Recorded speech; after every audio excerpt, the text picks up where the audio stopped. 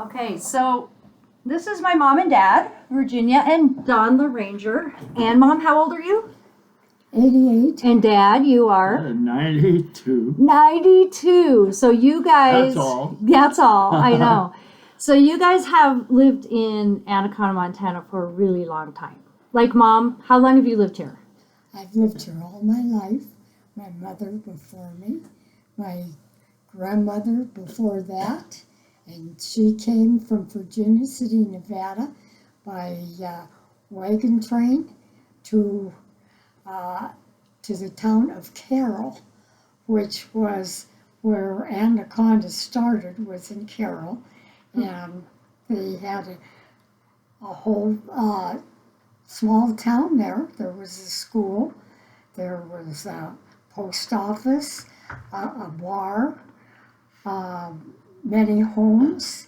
Mm-hmm. And then they decided that they wanted to move it across the street to where Anaconda is now, on the other side of the creek. And so that's how long my family's been here.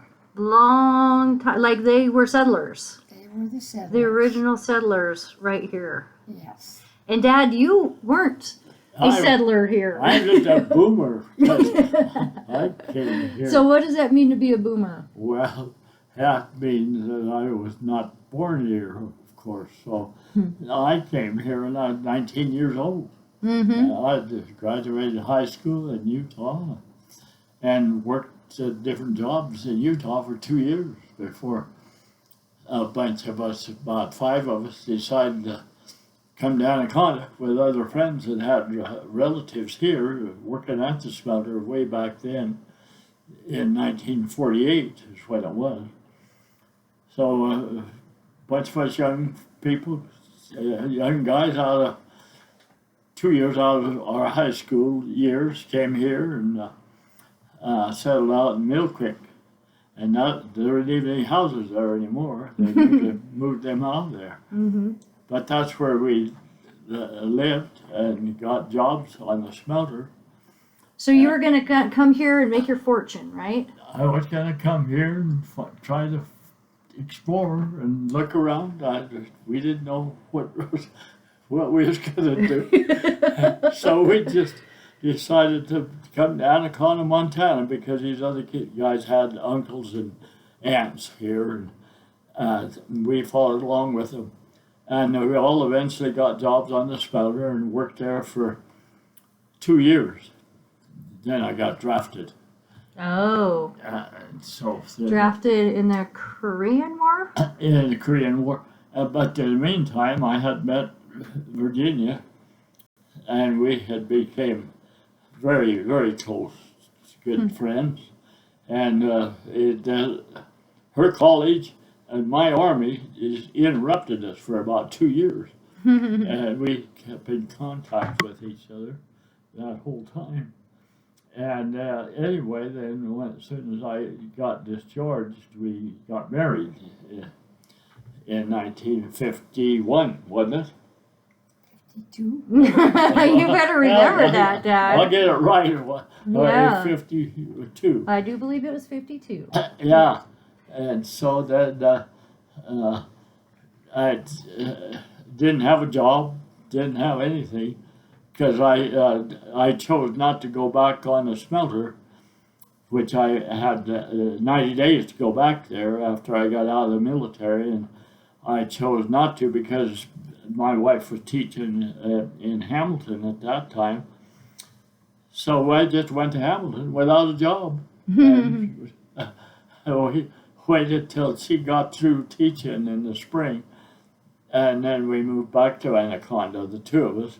But you had a lot of odd jobs. That's odd jobs. Yeah. But You've always taken care of your family, Dad. they never lasted very long, the jobs.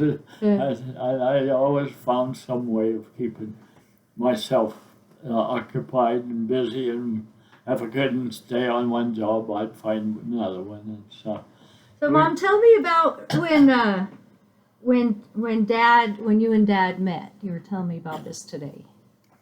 Well, I had a friend that called and said that she would like me to go out with this guy, and I said, no, I'm going out with my girlfriend and I were going to the show Montana that night, and so she kept calling, and I said, no, I'm not going.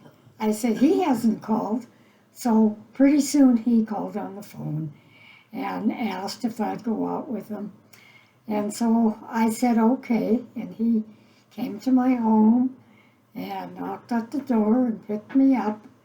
And we went to the Turf Cafe and had a chicken dinner. Well, you told me something different today. You said the first place he took you was to church.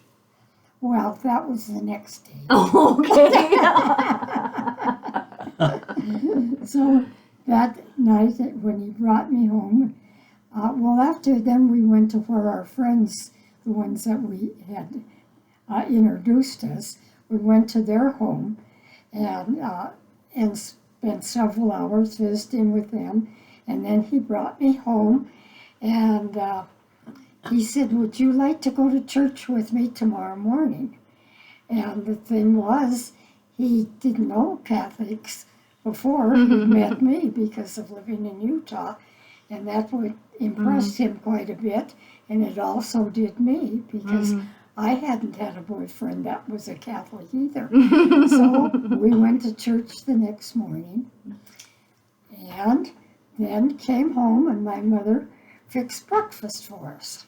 Well, that sounds like a very wholesome So that was first a pretty, weekend date. pretty Yes. good start. Yeah. Dad, you told me, okay, you moved here from Utah. You grew up on a very conservative farm, pretty strict upbringing. And then you came to Anaconda, Montana. And what was that like when you first got here? Well, it was a culture shock. It was, yeah. But it was a pleasant one. It was not a downer. It was an upper, really. But yeah, it was just everything seemed to fit real well. I don't know what it was, but we just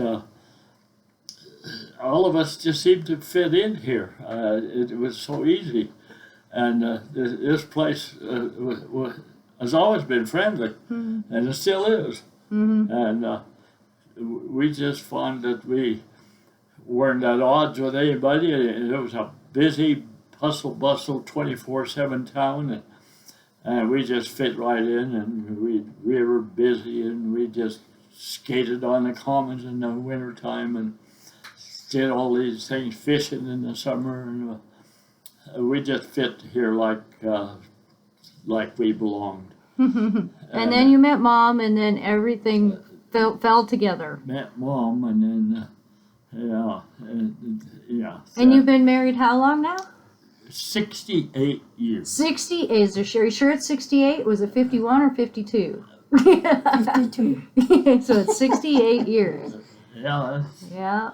and it's just been a joy, everything, a good life, and it still is. And we just enjoy being here. But at the time, it was good things to do. I ended up joining the Knights of Columbus and joined the Elks, and just fit right in. And played in a band, and we fit there too. And I graduated from a television repair school and repaired televisions. Well, in the 70s, when you could fix televisions.